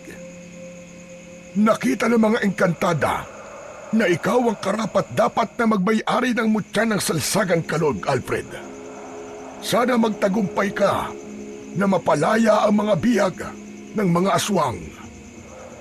Salamat, Tatang. Iparating niyo rin po sa mga engkantada ang pasasalamat ko. Pero kailangan ko na pong umalis. Baka makahalata na ang mga aswang na wala ako sa kuta nila. Walang problema, Alfred. Sige na, humayo ka na. Tumalikod na si Alfred sa ermitanyo. Ngunit bago pa siya makalayo, ay naisip niyang itanong sa ermitanyo kung paano niya mapapagana ang mutya ng Salsagang Kalog. Ngunit sa kanyang paglingon, ay wala na roon ang ermitanyo. Imposibleng mawala yun ng ganong kabilis, kaya napagtanto niyang mahiwaga ang ermitanyo na kanyang nakausap. Mabilis na bumalik si Alfred sa pinagtaguan ni Toti. Nang makita siya ni Toti, agad itong tumayo at lumapit. Akala ko kung ano na nangyari sa'yo, kuya. Ang tagal mo. Tara na, Toti. Kailangan na natin bumalik sa kuta. Bilisan natin! Hinila ni Alfred sa braso si Toti at mabilis silang tumakbo pabalik sa kuta ng mga aswang. Habang tumatakbo, ay nagtanong pa rin si Toti. Ano ba nangyari doon, kuya? May nakita ka ba? Malapit na tayo makalaya, Toti. Makakabalik na tayo sa mga pamilya natin. Ano? Paano? Nakuha ko ang isang bagay na magiging susi natin para makalaban sa mga aswang. Ano? Anong bagay yung kuya? Saka na ako magpapaliwanag sa'yo. Bilisan na natin. Ano ba yan, kuya? Nakakabiting ka naman eh. Hindi na ito pinansin ni Alfred. Ang nasa isip niya ay ang makabalik na kagad sila sa kuta bago pa may makapansin sa kanilang pagkawala. Ilang saglit pa, natanaw na nila ang kuta ng mga aswang. Nakita nila, kaunti na lang ang pila ng mga bihag na naghihintay ng kanilang pagkain. May ilang aswang pa ring nagbabantay, ngunit karamihan ay abala sa pamamahagi ng pagkain. Dahan-dahan silang humalo sa hulihan ng pila at pinanatili nila ang natural na pagkilos para hindi sila mahalata. Buti na lang, walang nakapansin sa atin. Akala ko talaga mabubuking na tayo, kuya. Tumingin si Alfred sa paligid at hinawakan niya ang bagay na nakasabit sa kanyang leeg. Naramdaman niya ang init at lakas na nagmumula roon. Ipinasok niya yon sa loob ng kanyang damit upang walang ibang makakita ng mutya ng Salsagang Kalog.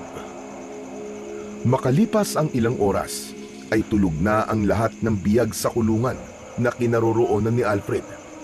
Ngunit si Alfred ay gising na gising pa rin. Nakaupo siya sa isang sulok habang mahigpit na hawak ang mutyang nakasabit sa kanyang leeg. Paulit-ulit na umaalingaw-ngaw sa isip niya ang lahat ng sinabi sa kanya ng ermitanyo. Tumingin siya sa paligid at nakita niya ang payat na katawan ng mga bihag. May awang humaplos sa puso niya. Sa tagal na niyang nabubuhay, ay noon lang siya nagkaroon ng pakialam sa ibang tao. Noong nasa mansyon pa siya ng kanyang ama, ay tanging sarili lang niya ang kanyang iniisip. Maya-maya pa ay humiga na si Alfred at sinabi niya sa kanyang sarili na bukas ay kailangan niya nang simulang kausapin ang ibang bihag upang masimulan na nila ang pag-aaklas at paglaban sa mga aswang. Kinabukasan, hindi na nga nag-aksaya pa ng oras si Alfred. Habang naglalakad sila papunta sa lupa kung saan sila nagbubungkal at nagtatanim, ay sinimulan niya ang palihim na pakikipag-usap sa ilang bihag na sa tingin niya ay may lakas ng loob na lumaban. Nilapitan niya si Goryo na may malaking katawan. Oryo, may sasabihin ako sa'yo. Huwag kang maingay. Nagbabalak akong labanan ng mga aswang. Kailangan na nating kumilos. Hindi tayo pwedeng manatili dito habang buhay. Hindi tayo dito mamamatay. Labis ang tuwa ni Alfred nang sabihin ni Goryo na matagal na nitong gustong umalis sa lugar na yon, pero hindi nito alam kung paano. May paraan, Goryo. May paraan. Pero hindi ko to magagawa mag-isa. Kailangan ko ng mga kasama. Hindi lang si Goryo ang kinausap niya. Isa-isa niyang nilapitan ang iba pang bihag. Si Berto na dating mangingisda, si Kaloy na dating karpintero, pati ang babaeng si Rosa na dating tindera sa palengke. Sa una ay may pag-aalinlangan ang ilan, pero ipinaliwanag ni Alfred na kung hindi sila aalis sa lugar na yon, ay baka isa na sa kanila ang sumunod na ialay sa susunod na pagbilog ng buwan. Doon na sumang-ayon ang marami kay Alfred. Tuwing gabi, habang kumakain ay nag-uusap sila ng palihim sa kanilang plano. Napagkasunduan nilang hindi lang basta tumakas, kundi ang labanan at ubusin ang mga aswang upang wala nang mabiktima ang mga yon na ibang tao. Sa mga sumunod na araw, habang nagtatrabaho, ay patuloy silang nagpaplano. Kapag umaalis ang mga aswang upang sumalakay sa ibang bayan, sinasamantala ni Alfred ang pagkakataon na yon para kausapin ang iba pang bihag. May ilan na takot at ayaw makisali, ngunit mas marami ang nais lumaban at yun ang mahalaga para sa kanya. Isang gabi, nakahiga si Alfred sa loob ng kulungan habang nilalaro ng mga daliri niya ang mutya ng salsagang kalog. Katabi niya si Toti na halatang hindi mapakali. Kuya, yan ba yung sinasabi mong bagay na nakuha mo dun sa ipinagbabawal na lugar sa gubat? Oo, Toti, tama ka. Ito ang mutya ng salsagang kalog na ibinigay sa akin ng isang ermitanyo. Ito ang gagamitin ko para pangunahan ang pakikipaglaban kina Macario. Kuya Alfred, kinakabahan ako sa plano natin. Paano kung hindi tayo magtagumpay? Paano kung mapahamak tayo? Natatakot ako, kuya. Toti, itong tandaan mo. Mas nakakatakot kung habang buhay tayo mananatili sa impyernong lugar na ito. Gusto mo bang hintayin na lang natin ang araw na maging alay tayo ng mga aswang na yung kay Macario sa tuwing bilog ang buwan? Ayoko mamatay dito, Kuya Alfred. Kaya nga lalaban tayo, di ba? Alam mo, ang dami ko nang nagawang mali sa buhay ko. Ang dami kong desisyon na pinagsisihan ko. Pero ang pinakamalaking pagkakamali ko, hindi ako naging mabuting anak sa tatay ko. Hindi ko alam kung kaya ko pang bumawi sa kanya. Pero baka huli na ang lahat. Baka kahit magbalik pa ako sa amin, ay hindi niya na ako tanggapin. Pero gusto kong gumawa ng isang bagay na alam kong maipagmamalaki niya. Kahit sa huling pagkakataon. Bago ako matulog, magdadasal ako, kuya. Sana magtagumpay tayo. Sana malalo tayo labang kina Macario. Salamat, Toti. Sige na, matulog ka na. Makalipas ang ilang sandali, ay nakatulog na si Toti. Pero si Alfred ay nanatiling gising dahil hindi niya kayang makatulog agad, lalo na't nalalapit na ang araw ng kanilang pag-aaklas. Lumipas pa ang ilang araw hanggang sa dumating na nga ang araw na pinakahihintay ni Alfred at ng iba pang mga bihag. Mas naramdaman ni Alfred ang lamig ng hangin nang matapos ang kanilang trabaho. Marahang inilapag ng mga bihag ang kanilang mga gamit sa pagtatrabaho, gaya ng mga asarol, itak at palakol sa loob ng isang lumang kubo na siyang imbakan ng mga yon. Si Alfred, tulad ng kanilang napag-usapan, ay sinadya niyang magpahuli sa paglalagay ng ginamit niyang asarol sa kubo. Alam niya na ang huling maglalagay ng gamit sa kubo ang nakatokang magkandado ng kubo. Nang matiyak niyang wala nang nakatingin sa kanya, ay kinuha niya ang isang itak at itinago yun sa likod ng kanyang pantalon. Matapos yun, ay marahan niyang isinara ang pinto ngunit hindi niya yon kinandado. Habang naglalakad si Alfred papunta sa pila ng mga kumukuha ng pagkain, hinawakan niya ang mutya ng salsagang kalog. Gabayan mo ko sa laban na ito. Gabayan at protektahan mo kaming lahat. Ikaw na lang natitira naming pag-asa. Nagtungo na si Alfred sa pinakahulihan ng pila. Habang papalapit siya sa unahan, ay panay na ang dasal niya. At nang siya na ang nasa harapan ng aswang na namimigay ng pagkain, ay walang pag-aalinlangang hinugot ni Alfred ang itak mula sa likod ng kanyang pantalon. Mabilis niyang ginilitan ng leeg ang aswang na siyang naging hudyat ng kanilang pag-aaklas. Nagkagulo ang lahat. Agad na napansin ng ibang mga aswang ang nangyari. Ngunit bago pa makagalaw ang mga aswang, umalingaw-ngaw ang sigaw ni Alfred sa buong kuta. Ngayon na! Kunin niyo na ang inyong mga sandata! Sabay-sabay na tumakbo ang lahat ng mga bilanggo patungo sa kubo kung saan nakatago ang mga gamit sa pagtatrabaho. Sa loob lamang ng ilang segundo, nabuksan ang pinto nun at nagkanya-kanya ang lahat sa pagkuha ng itak, palakol at asarol.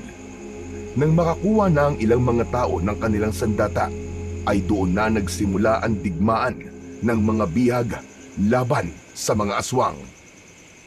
Sa gitna ng kaguluhan, malakas na sumigaw si Alfred upang bigyan ng direksyon ang mga kasama. Huwag kayong magkanya-kanya! Sama-sama tayo! Protektahan ang mahihina! Puntiryahin niyo ang puso at leeg ng mga aswang! Hindi nagpatalo ang mga aswang at umatake rin ang mga yon. Ngunit mas marami sa mga bihag ang determinadong lumaban. Isang matandang magsasaka ang gumamit ng kanyang asarol para atakihin ang isang aswang. Isang babae naman ang buong lakas na inundayan ng itak ang dibdib ng isa pang aswang. Ngunit lahat ay natigilan sa pagdating ni Macario na nasa anyong aswang. Tumayo si Macario sa gitna at matalim na tinignan ang mga bihag. Mga walang utang na loob! Pinakain ko kayo! Hinayaan ko kayo mabuhay sa aking mundo! Tapos ganito lang ang isusukli niyo sa akin! Anong utang na loob ang sinasabi mo, Macario? Ninakaw mo ang aming kalayaan. Ikinulong mo kami sa impyernong lugar na to at ginawa mo kaming alipin para sa pansarili mong interes. Kaya wala kaming utang na loob sa'yo, demonyo ka! Napansin ni Alfred ang pag-atras ng ilang bihag. Ramdam niya ang takot ng mga ito kay Macario. Mga kasama, huwag kayong matakot! Mananalo tayo sa laban na to kung magtutulungan at magkakaisa tayong lahat! Ikaw ang may pakananan lahat ng ito, Alfred! Ang dapat sa'yo ay mamatay! Hindi na sumagot pa si Alfred at sinugod na niya kagad si Macario upang ipakita sa mga kasama niya na walang dapat ikatakot ng mga ito kay Macario. Naramdaman niya ang kakaibang lakas na dumaloy sa kanyang buong katawan mula sa mutya ng salsagan kalog. Tinarget ni Alfred ang leeg ni Macario, ngunit mabilis nitong naiwasan ang pag-atake niya. Hindi sumuko si Alfred. Sa pangalawa niyang pagsugod ay inilagay niya ang buong puwersa sa kanyang braso at hinataw ang dibdib ni Macario. Tumama ang talim ng itak sa dibdib nito at nag-iwan ng malalim na sugat. Napaurong si Macario habang matalim ang tingin kay Alfred. Nakita niyo na, mga kasama! Hindi siya ganun kalakas gaya ng akala natin! Lumaban tayo! Huwag tayong matakot sa kanila! Nang makita ng mga bihag na nasugatan ni Alfred si Macario, ay nakita ni Alfred na nagising ang natatagong tapang ng mga bihag. Muling nagliyab ang kanilang determinasyon na lumaban para sa kanilang buhay at kalayaan. Nag-umapaw ang sigawan, galit at pagiganti ng mga bihag. Ang mga bihag na dating takot at walang laban ay naging parang mga mandirigma na walang takot na nakipaglaban sa mga aswang. Habang abala ang iba sa pakikipaglaban, si Alfred naman ay nakatutok kay Macario. Sa kabila ng sugat ni Macario ay hindi ito nagpakita ng panghihina. Sa halip, lalo pa itong nagalit. Ikaw, Alfred, Ikaw ang dahilan ng lahat ng ito. Sisiguraduhin kong pagsisisihan mo ang lahat ng ito. Tapos na kami matakot sa iyo, Macario. Ngayong gabi, sinisiguro ko na makakalaya na kami sa iyo. Mahigpit na hinawakan ni Alfred ang itak at huminga siya ng malalim. Ramdam niya ang matinding enerhiyang dumadaloy sa kanyang buong katawan mula sa mutya ng salsagang kalog.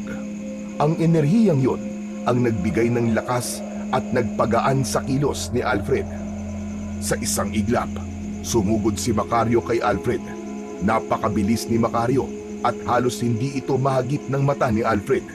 Ngunit dahil sa gabay ng mutya, mabilis na naiwasan ni Alfred ang bigwas ng matatalas na kuko ni Macario. Mabilis siyang gumulong sa gilid at sumugod pabalik. Inundayan niya ng saksak ng itak ang tagiliran ni Macario. Bumaon ang talim ng itak sa katawan ni Macario, ngunit hindi yun naging sapat upang mapatumba niya si Macario.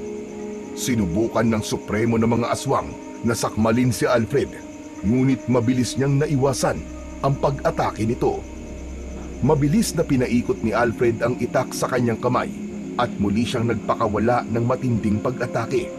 Isang malalim na sugat ang iniwan niya sa balikat ni Macario na naging dahilan para mapasigaw ito sa labis na sakit. Sa galit ni Macario ay ubod lakas nitong sinuntok si Alfred at hindi yun nagawang iwasan ni Alfred. Tumama ang suntok na yun sa dibdib niya at tumalsik siya palayo at bumagsak siyang pasadsad sa lupa. Bahagyang kinapos sa paghinga si Alfred. Malakas na humalakhak si Macario na para bang nanalo na ito sa laban. Hinawakan ni Alfred ang mutya ng salsagang kalog at sa pagkakataon na yon ay mas lalo niyang naramdaman ang kapangyarihan ng mutya. Nag-alab muli ang kanyang katawan sa kakaibang determinasyon na kanyang nararamdaman. Mabilis siyang tumayo at ang nasa isip lang niya ng sandaling yun ay kailangan niya nang tapusin ang laban. Huminga ng malalim si Alfred at muling umatake. Sa pagkakataon na yon ay mas mabilis na gumalaw si Alfred. Nilagpasan niya ang mabibigat na atake ni Macario at sa wakas, nakita niya ang kanyang pagkakataon nang sandaling bumaba ang depensa ng supremo ng mga aswang. Sa isang mabilis na paggalaw, umiwas si Alfred sa atake ni Macario at sa kanya itinarak ng malalim ang itak sa tagiliran ni Macario. Pumalaw sa sakit si Macario, ngunit hindi pa tapos si Alfred. Muli niyang ibinaon ang talim ng itak sa balikat ni Macario. Nang bumagsak si Macario sa lupa, ay halos wala na itong lakas. Lumapit si Alfred sa harap ni Macario at tinignan ito ng matalim. At sa huling pagkakataon, itinaas ni Alfred ang kanyang itak. At isang napakalakas na taga ang pinakawalan niya na siyang pumutol sa ulo ni Macario. Bahagyang naluwa si Alfred nang sa wakas ay nagawa niyang wakasan ang buhay ng supremo na mga aswang na bumihag at nagpahirap sa kanilang lahat. Nang nakita ng mga kasama ni Alfred na nagawa niyang mapatay si Macario, ay mas lalong lumakas ang loob ng mga yon para makipaglaban. Isa-isa nilang pinaslang ang mga natitirang aswang hanggang sa wala nang natira sa mga yon. Napuno ang buong lugar ng sigawan ng tagumpay at iyak ng kasiyahan mula sa mga dating bihag. Naluluwang pinagmasdan ni Alfred ang mga kasama niya. Pagod man ang kanyang katawan, ay mas matimbang ang pakiramdam ng tagumpay. Mahigpit niyang hinawakan ang kanyang itak bago tumingin sa mutya ng salsagang kalog na nakasabit sa kanyang leeg. Alam niyang yun ang nagbigay sa kanya ng lakas upang labanan si Macario. Maya-maya pa ay masayang lumapit si Toti sa kanya. Kuya Alfred! Kuya Alfred! Maraming salamat. Kung hindi dahil sa'yo, hindi kami magkakaroon ng tapang na lumaban. Wala yun, Toti. Isa pa, tayong lahat ang naging dahilan kung bakit malaya na tayo ngayon. Kung hindi tayo nagkaisa, ay malamang bihag pa rin tayo ng mga demonyong aswang na yan. Pero ikaw ang naging dahilan kung bakit kami lumaban, kuya. Ikaw ang nagbigay sa amin ng pag-asa. Salamat, Toti. Kailangan din natin pasalamatan ang mutya ng Salsagang Kalog. At ang ermitanyo nagbigay nito sa akin. Hindi lang ako ang pinutrektahan nito, kundi tayong lahat. Malaya na tayo, Toti. Malaya na tayo. Makakauwi na tayong lahat. Nang sabihin ni Alfred ang huling pangungusap, ay napansin niya na biglang nalungkot si Toti. Oh, bakit, Toti? Anong problema? Kasi kuya, wala naman na akong uuwian eh. Ha? Teka, anong ibig mo sabihin? Nung kinuha kami ni nanay ni Macario sa bahay namin, ay pinatay nila si tatay. Si nanay naman, inalay nila sa ritual bago pa kami dumating dito, kuya. Natahimik si Alfred. Ramdam niya ang bigat ng pinagdadaanan ng bata. Alam niyang walang salitang makakapagpagaan ng sakit na yon. Hanggang isang bagay ang kanyang naisip. Yumukod siya at ipinatong niya ang isa niyang kamay sa balikat ni Toti. Kung ganon, sumama ka na lang sa akin, Toti. Ano, kuya? May bahay kami, Toti. Hindi kita hayaang mag-isa. Simula ngayon, pamilya na kita. Doon ka na lang tumira, kasama ko at ang tatay ko. Kuya? Oo, pambawi ko to sa'yo. Dahil ikaw ang unang kumausap sa akin nung napunta ako dito. Kahit palagi kitang sinusungitan nun, hindi mo pa rin ako nilayuan. Salamat! Salamat, Kuya Alfred! Maraming salamat sa'yo! Tumulo ang luha ni Toti, hindi dahil sa lungkot, kundi dahil sa sobrang saya. Hindi na nito napigilan ang sarili at niyakap na nito ng mahigpit si Alfred. Hinaplos naman ni Alfred ang likod ng bata na para bang sinasabi niya na kailanman ay hindi na mag-iisa si Toti. Matapos ang lahat ay nagkanya-kanya na ng uwi ang lahat ng mga bihag. Ang ilan ay naglakad ng magkakasama habang may iba namang tahimik na naglakad palayo. Dala ang sakit ng pagkawala ng mahal sa buhay sa lugar na yun. Si Alfred at Toti naman ay magkasamang naglakbay pa uwi. Nagawa nilang makiusap sa isang driver ng truck na ihatid sila sa pinakamalapit na barangay sa baryo ni na Alfred. At mula roon ay naglakad na sila papunta sa mansyon ng tatay ni Alfred. Nakilala naman si Alfred ng gwardiya na nasa gate, kaya pinapasok siya nito. Hindi napigilan ni Alfred ang maging emosyonal habang naglalakad siya palapit sa mansyon na matagal niya nang hindi nakita. Pagkapasok nila sa sala, ay agad niyang nakita ang kanyang amang si Emilio na nakaupo sa sofa habang nagbabasa ng dyaryo. Hindi makapaniwalang napatayo si Emilio habang nakatingin kay Alfred. Nanlalabo ang paningin ni Alfred dahil sa luha na tuluyang kumawala sa kanyang mga mata. Papa! Patawad po, Papa! Naubos ko po ang lahat ng perang minana ko sa inyo. Ginamit ko po ang pera sa pagwawalda sa mga walang kakwenta-kwentang bagay. Alam ko pong wala na po akong mukhang maiharap sa inyo. Pero gusto ko po sanang bumalik dito sa bahay. Kahit gawin niyo po akong isang alila. Gagawin ko po. Basta't makabalik lang po ako dito. Pumikit si Alfred at inihanda ang sarili sa galit ng kanyang ama. Mabilis na lumapit si Emilio kay Alfred at niyakap siya ng mahigpit. Wala akong pakialam sa perang yun, anak. Walang araw na lumipas na hindi ko ipinagdasal na muli kang bumalik. Patawarin niyo ako, Papa. Patawarin niyo ako. Tama na. Tama na, anak. Huwag ka nang umiyak. Ang mahalaga, natagpuan mo ang daan pabalik sa bahay natin. Masaya ko na inako mo ang iyong pagkakamali. Tutulungan kitang magsimula ulit, anak. Hindi na nakapagsalita si Alfred. Ang lahat ng kanyang takot, pagsisisi at pangungulila ay naglaho sa isang yakap. Maya-maya ay tinawag ni Emilio ang mga kasambahay at inutusan nito ang mga yon na katayin ang pinakamalaking baka at anito ay kailangan nilang maghanda ng masasarap na pagkain dahil bumalik na ang anak niyang si Alfred. Hindi makapaniwala si Alfred sa bilis ng pagtanggap ng kanyang ama, kaya napagtanto niya na walang magulang ang kayang tiisin ng anak.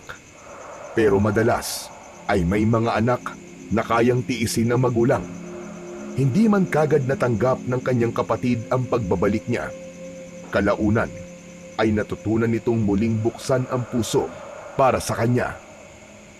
Ang kapatid pa nga niyang matanda ang tumulong sa kanya upang pamahalaan ang kanilang manukan na siyang naging bagong simula para kay Alfred. Pumayag si Emilio na doon na rin manirahan si Toti sa kanilang bahay at itinuring nila itong tunay na bahagi ng pamilya. Pinili nina Alfred at Toti na ilihim ang tungkol sa kuta ng mga aswang sapagkat alam nilang mahihirapan ng iba na paniwalaan yon. Ngunit isang bagay pa rin ang patuloy na nagpapaalala kay Alfred sa lahat ng kanyang masalimuot na pinagdaanan. Ang mutya ng salsagang kalog para kay Alfred ay hindi lamang yon isang makapangyarihang mutya, kundi isang simbolo ng kanilang paglaban at paglaya mula sa kasamaan.